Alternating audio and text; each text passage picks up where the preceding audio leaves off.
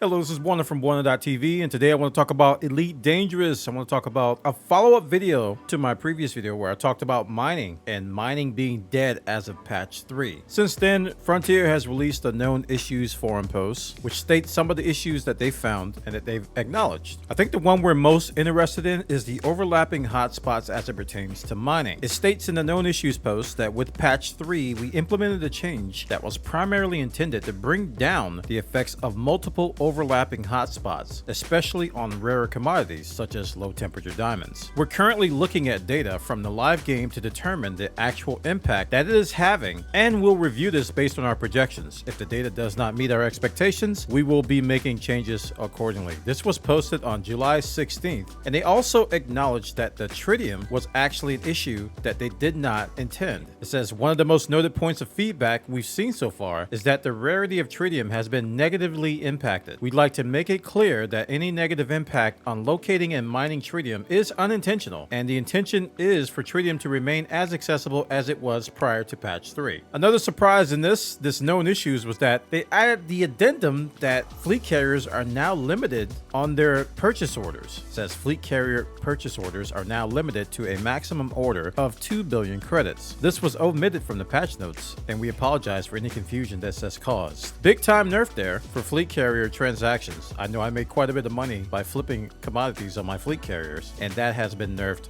a great deal here. So those were the known issues from patch 3, and on Monday, July 27th, Frontier posted the patch notes for patch 4, which is intended to address the known issues that we just talked about. In these patch notes, they talk about mining, crashing, instability, and fleet carriers. The first couple of bullet points are that mining, they fixed an issue where surface deposits created after cracking a motherlode would flag themselves as depleted. This happens when you went core mining and you tried to use your abrasion blaster and it just didn't work. They also fixed an issue related to diminishing returns for commodities in overlapping hotspots. This bullet point talks about the issues that they discuss in the known issues related to tritium and hopefully low temperature diamonds, as well as they saw a huge drop off, probably more than Frontier intended. Now, while this bullet point does not specifically state that it addresses tritium, later on in the forum thread, Bruce addressed this issue by saying yes, tritium has been addressed due to the mining changes. If this patch is working as intended, then Frontier will have fixed the tritium issues that we saw in the ice belts. The patch notes go on to say that they fixed an issue when loading into an instance with a system with a large amount of fleet carriers would cause a very long load time and also the dreaded disconnect error. So I'm very happy to see that this particular error has been addressed, and hopefully it will be further mitigated. And going on to the next section about fleet carriers, I think it will be. The first bullet says that they fixed an issue which stopped fighters from being restocked from a fleet carrier, which I didn't even know was an issue. And the second bullet is what I was just discussing with stability. They fixed a number of issues related to fleet carrier positioning, better enforcement of the 16 carrier limit per body. I think that should help some of the crashing and stability if they enforce this. And it's going to be a little bit painful for some commanders because I've been in some systems where that 16 carrier limit has been greatly surpassed. So it's probably going to be a little bit painful for some commanders because they're going to have to move their fleet carriers. The next bullet says preventing departing fleet carriers from taking up one of the 16 slots from the body they just left, and further work to ensure carriers are positioned away from other nearby body sites such as other fleet carriers. I think this will address a lot of the issues we saw with fleet carriers and stability. At least that's my hope. So there's some known issues in this patch as well. Fleet carriers, when opening a fleet carrier naming pop-up in the livery, an additional unwanted character will be added to the start and end of the name. These characters will need to be manually deleted to prevent them from being included. So that's a little glitch with this update. So as of today, on July 28th, Frontier released an update to this particular patch notes. The patch was originally intended to be released on Wednesday, July 29th, but due to an issue found during testing on the forum post, this is what they say. The date of this patch has been moved to Monday, the 3rd of August. It can still be expected at 11 UTC with an estimated 15 minutes downtime. Thank you for your understanding. So while some people are a little bit perturbed about this and some people are being pretty harsh on Frontier, I think this is a positive sign that Frontier is actively testing this particular patch due to all the issues found in the previous patch. I'm a little bit of an optimist on this side because I do come from a testing background, and if a patch has been pushed back, that means that somebody over over there in their QA department is taking a stand and going, wait a minute, we can't release because of this. So that bodes well for the possible stability of this next patch, which is coming on Monday, and I'm looking forward to it because I think a lot of the issues that are listed in this patch notes will make the game better. Now, what was omitted from this patch is probably a little concerning to a lot of you, including myself, and that is the demand changes. If you don't remember, patch 3 introduced the way that demand works for commodities, and that they drain a lot quicker than they used to across the board.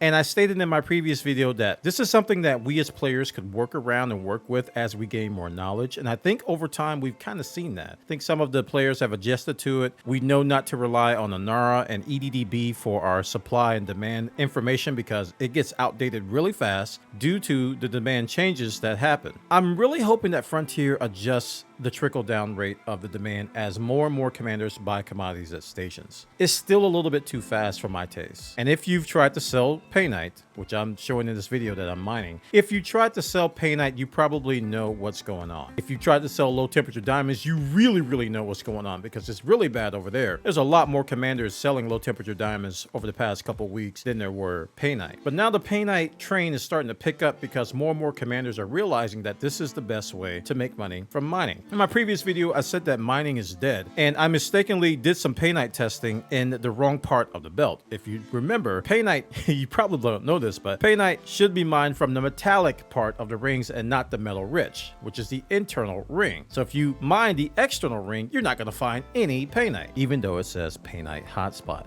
Elite Dangerous, you gotta love it. So Paynite is accessible and it is mineable, and you will find Paynite if you mine, but the twofold nerf that we got still affects Paynite in that when you try to sell Paynite, it's going to be a lot more difficult than it used to be to sell Paynite. It is possible, but if you try to hunt down the best possible price, jump over to a station either with your fleet carrier or with your ship, or hitch a ride with a fleet carrier. Hopefully it's the Bwana boat.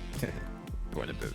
Then you'll find that the demand numbers that are listed on Anara and EDDB don't match up with what's actually happening because they deplete a lot faster. Again, this is a knowledge issue. This is something we're going to have to deal with, and I hope Frontier can adjust it because believe you me, I think it can be adjusted a little bit to favor us so that we can have a little bit more time to get over to these sites. If we have to rely on in-game tools for supply and demand, it's going to be a lot more difficult and a lot more work to do, but I think over time we could do it. So nothing was mentioned about demand. So we can assume that demand is not going to change at all in this patch. Overall, I'm happy with Frontier put in the patch. Again, I'm a little bit concerned about demand, but hopefully these issues with the diminishing returns on commodities and overlapping hotspots will, number one, return low temperature diamonds to be something, because right now low temperature diamonds is nothing. Also fix the tritium problem, which is a big problem. And also we can have more stability around fleet carriers, and you won't be stuck in systems that have a lot of fleet carriers around. So patch 4 is coming Monday, August 3rd at 11 UTC if they don't find any additional issues. You know, one of the things I possibly thought that could have happened was that when they implemented the better enforcement of the 16 carrier limit per body, what if there are more than 16 in the system already? Are they going to kick you out? Do they delete your carrier? I think that's possibly one of the issues that could have cropped up. My QA brain is kicking in a little bit, and that would have been a tragic thing if that would have happened at launch. This is Bwana from Bwana.tv, just giving you guys an update on the latest with the fleet carriers patch 4, which has been announced. The patch notes are there. I'll put the link in the show description, and also an update that the patch has been delayed to Monday, August 3rd at 11 UTC. You can bet we're going to do a video shortly after the patch comes out to test and ensure that these things are definitely working as designed. And as you see in this video, I've been mining Paynite, and I'll put the results there, and you can see that Paynite definitely was nerfed, but it wasn't nerfed into the ground like low temperature diamonds were.